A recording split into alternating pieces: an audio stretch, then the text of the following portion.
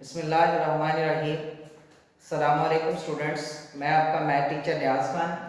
Lecture number 6 से आपके पास हम quadratic equations chapter number 4 quadratic equation को डिस्कस कर रहे हैं। 4.2 एक्सरसाइज हमने स्टार्ट की है। 4.2 के अंदर हम डिस्कस करेंगे सोल्यूशन ऑफ इक्वेशन, उन इक्वेशंस को रिड्यूसिबल टू क्वाड्रेटिक इक्वेशन जिनको हम क्वाड्रेटिक इक्वेशन में लेके जाएंगे, फिर उनको सॉल्व करेंगे।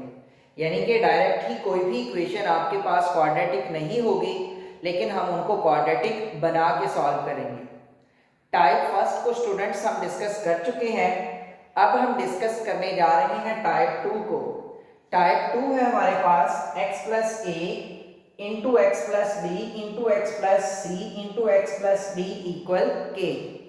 टाइप 2 के अंदर आपके पास क्या होगा? 4 लीनियर फैक्टर्स होंगे आपके पास। क्या होंगे? 4 लीनियर फैक्टर्स। तो टाइप 2 से आप क्वाड्रेटिक इक्वेशन में एक नए वेरिएबल में कैसे जाएंगे? आपने देखना है कि किन दो कांस्टेंट्स का सम एक जैसा आ रहा है। अगर तो a और b को ऐड करने से और c और d को ऐड करने से आंसर एक जैसा आ रहा हुआ, तो फिर आपने फर्स्ट 2 को इकट्ठा कर लेना है और थर्ड और फोर्थ को इकट्ठा कर लेना है। टाइप 2 के अंदर आपके पास 4 लीनियर फैक्टर्स होंगे। ये मैंने आपके सामने क्वेश्चन नंबर 6 लिखा है। Question number 6 to question number 13, ये सारे जो क्वेश्चंस हैं टाइप 2 से रिलेटेड है। टाइप 2 में आपके पास 4 लीनियर फैक्टर्स होंगे। इस टाइप को सॉल्व करने के लिए सबसे पहला काम आपने ग्रुपिंग का करना है। आपने ग्रुपिंग कैसे करनी है? आपने ये देखना है कि किन दो लीनियर फैक्टर्स के कांस्टेंट्स का सम एक जैसा आ रहा है। जैसा कि अगर आप गौर करें, 1 प्लस 3 को अगर आप ऐड करेंगे तो आपको 1 और 4 को ऐड करेंगे तो आपको 5 मिलेगा, और 2 और 3 को अगर आप ऐड करेंगे तो आपको फिर भी 5 मिलेगा। यानी कि आपने ग्रुपिंग करनी है फर्स्ट और फोर्थ वाले की, सेकंड और थर्ड वाले की आपने ग्रुपिंग करनी है। जब भी आपके पास टाइप 2 से रिलेटेड क्वेश्चन आएगा, सबसे पहला काम आपने ग्रुपिंग का करना है। ग्रुपिंग आपने ऐसे करनी है कि जिन दो लीनियर फैक्टर के कांस्टेंट्स का सम एक जैसा आ रहा हो, आपने उन दोनों को इकट्ठा कर लेना है। यहाँ पे हम इकट्ठा करेंगे x प्लस 1 को x प्लस 4 के साथ, और x प्लस 2 को हम इकट्ठा करेंगे x प्लस 3 के साथ, इज इक्वल टू 24। क्योंकि 1 प्लस 4 ये हमें 5 दे रहा है और 2 प्लस 3 ये हमें 5 दे रहा है। मैंने आपसे बोला है कि जब 4 लीनियर फैक्टर्स होंगे तो जिन दो लीनियर फैक्टर्स के कांस्टेंट्स का सम एक जैसा आ रहा होगा, आपने उन दोनों को इकट्ठा कर लेना। ग्रुपिंग हो गई। अब ग्रुपिंग करने के बाद आपने स्टूडेंट्स मल्टीप्लाई करना है। तो x इंटू एक्स, ये x स्क्वायर आ जाएगा। x को 4 से मल्टीप्लाई करेंगे तो 4x, 1 को मल्टीप्लाई करेंगे तो x प्लस 4 ये वैसे ही आ जाएगा। अब x into x, x square, x को 3 से मल्टीप्लाई करेंगे 3x, 2 इंटू एक्स 2x, और 2 इंटू 3 ये आपके पास 6 आ जाएगा, इक्वल 24 आ जाएगा। अब x square 4x plus x, ये आपके पास 5x आ जाएगा, plus 4 into x square plus 3x plus 2x, आपके पास 5x प्लस 6 इक्वल 24। जब भी आप टाइप 2 से रिलेटेड क्वेश्चन सॉल्व कर रहे होंगे तो ग्रुपिंग करने के बाद याद रखना है स्टूडेंट्स, आपने मल्टीप्लाई करना है, और मल्टीप्लाई करने के बाद हर क्वेश्चन में आपको फर्स्ट 2 टर्म्स सेम मिलेंगी। फिर रिपीट कर रहा हूं, जब भी आप टाइप 2 से रिलेटेड क्वेश्चन को सॉल्व कर रहे हो तो फर्स्ट पहला काम आपने ग्रुपिंग का करना है। ग्रुपिंग करने के बाद आपने उनको मल्टीप्लाई करना है, और मल्टीप्लाई करने के बाद हर बार हर क्वेश्चन के अंदर आपको फर्स्ट 2 टर्म्स सेम मिलेंगी। अब इसको क्वाड्रेटिक बनाने के लिए आपने क्या कर लेना है? लेट कर लेना है कि x square plus 5x is equal to y। अब जहां पे भी x स्क्वायर प्लस 5x आ रहा है, आपने उसकी जगह पे क्या लिख देना है? y लिख देना है। तो ये इक्वेशन आपके पास क्या बन जाएगी? x स्क्वायर प्लस 5x, यहाँ पे आ जाएगा y प्लस 4 साथ में वैसे ही आ जाएगा, एक्स स्क्वायर प्लस 5x, यहाँ पे भी y आ जाएगा प्लस 6 इक्वल 24 आ जाएगा। अब आप इसे मल्टीप्लाई करेंगे, y को y से मल्टीप्लाई करेंगे, y स्क्वायर, y को 6 के साथ 6y, 4 को y के साथ 4y और 4 को 6 के साथ 24, ये प्लस का 24 लेफ्ट साइड पे आगे माइनस 24 इक्वल 0 आ जाएगा हमारे पास। अब y square 6y plus 4y, ये आपके पास 10y आ जाएगा, ये इसके साथ कैंसल इक्वल 0 आ जाएगा। अब अगर आप गौर करें यहां से y कॉमन आ रहा है तो y प्लस 10 इक्वल 0 आ जाएगा। y कॉमन लिया तो यहाँ पे y रह जाएगा, यहाँ पे 10 आ जाएगा आपके पास। अब दो एक्सप्रेशंस का प्रोडक्ट 0 के इक्वल कब होता है? जब उन दोनों में से कोई एक 0 के इक्वल हो।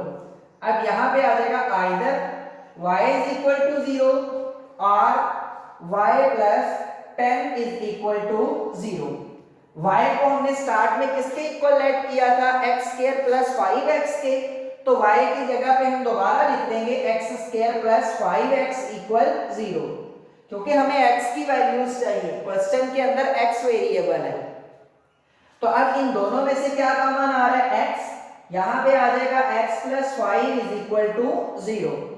अगेन यहां से क्या करेंगे? आइदर या तो x 0 के इक्वल होगा या फिर x plus 5 is equal to 0 होगा। यहां से x किसके इक्वल आ जाएगा? माइनस 5 के इक्वल आ जाएगा। अब यहां पे भी हम y की जगह पे पुट कर देंगे x square plus 5x plus 10 is equal to 0।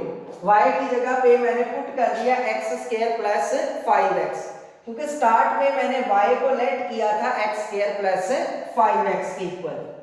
तो अब अगर आप गौर करें, ये आपके पास x वेरिएबल में क्वाड्रेटिक इक्वेशन बन गई है। इसको सॉल्व करने की 3 बेसिक टेक्निक्स है।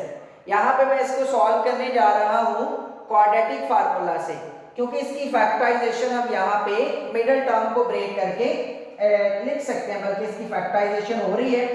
स्टूडेंट्स अगर आप गौर करें, एक्स स्क्वायर और कांस्टेंट टर्म का प्रोडक्ट आपके पास 10x स्क्वायर आ रहा है। अब हमने मिडिल टर्म को, बल्कि इसकी फैक्टराइजेशन स्टूडेंट्स नहीं हो रही, आपको इसको क्वाड्रेटिक फार्मूला से ही सॉल्व करना पड़ेगा। तो क्वाड्रेटिक फार्मूला से सॉल्व करने के लिए आप क्या करेंगे? a, b और c का पता होना चाहिए आपको। a आपके पास x स्क्वायर का कोएफिशिएंट होता है, b आपके पास कांस्टेंट टर्म होती है, b आपके पास x का कोएफिशिएंट होता है और c आपके पास कांस्टेंट टर्म होती है। अब क्वाड्रेटिक फार्मूला है भी आपके पास minus b plus minus square root of b square minus 4ac upon 2a। यहाँ पे आप a, b और c की वैल्यूज पुट कर देंगे। b की जगह पे आ जाएगा 5, b का स्क्वायर स्टूडेंट्स आपके पास 25 आ जाएगा, a की वैल्यू 1 है और c की वैल्यू आपके पास है जी, a की वैल्यू आपके पास 1 है और c की वैल्यू आपके पास 10 है, तो ये मल्टीप्लाई होके 40 आ जाएगा ओवर 2 इंटू 1, तो ये 2 ही रहेगा आपके पास। अब मजीद कैलकुलेशन देखते हैं, यहाँ से x इक्वल आ जाएगा -5 plus minus square root of -15 over 2 आ जाएगा। अब देखिए स्टूडेंट्स, यहां से हमारे पास आ जाएगा जी, जरा दोबारा लिखने लगा हूं मैं इस एक्सप्रेशन को। अब देखिए students, -5 plus minus, chapter number first के अंदर आप डिस्कस करेंगे कॉम्प्लेक्स नंबर्स की डेफिनेशन को, कि ऐसे नंबर जिनको हम a प्लस बी अयोटा की फॉर्म के अंदर लिख सकें और अयोटा यहाँ पे इक्वल होता है स्क्वायर रूट ऑफ -1 के। कॉम्प्लेक्स नंबर की डेफिनेशन के अंदर चैप्टर नंबर फर्स्ट में आप डिस्कस करेंगे कि जो अयोटा है वो स्क्वायर रूट ऑफ -1 के इक्वल होता है। तो जब भी आपके पास स्क्वायर रूट के अंदर माइनस आ जाए, आपने क्या करना है? आपने उसकी जगह पे बाहर अयोटा लिख देना है, क्योंकि स्क्वायर रूट ऑफ -1 किसके इक्वल होता है? अयोटा के इक्वल होता है। स्क्वायर रूट ऑफ -15 को आप लिख सकते हैं square root of -1 into square root of 15, तो स्क्वायर रूट ऑफ -1 की जगह पे फिर आप अयोटा लिख देंगे। लेकिन आपने स्टूडेंट्स स्टेप वाइज ये नहीं चलना, आपने जब भी स्क्वायर रूट के अंदर आपको माइनस नजर आया, आपने उसकी जगह पे बाहर अयोटा लिख देना है। तो ये 4 वैल्यूज हमें मिली हैं 1 2 और ये 3 और 4। अगेन स्टूडेंट्स मैं थोड़ा सा रिपीट करने लगा हूं कि एक्सरसाइज 4.2 के अंदर हम सॉल्यूशंस ऑफ इक्वेशंस, उन इक्वेशंस को डिस्कस करेंगे रेड्यूसिबल टू क्वाड्रेटिक इक्वेशन, जिनको हम क्वाड्रेटिक में पहले लेके जाएंगे फिर उनको सॉल्व करेंगे। यानी कि डायरेक्ट वो हमारे पास क्वाड्रेटिक इक्वेशंस नहीं है, हमने पहले उनको क्वाड्रेटिक इक्वेशन में एक नए वेरिएबल में रिड्यूस करना है, देन हम उसको सॉल्व करेंगे। टाइप 2 थी हमारे पास कि टाइप 2 के अंदर हमारे पास 4 लीनियर फैक्टर्स होंगे।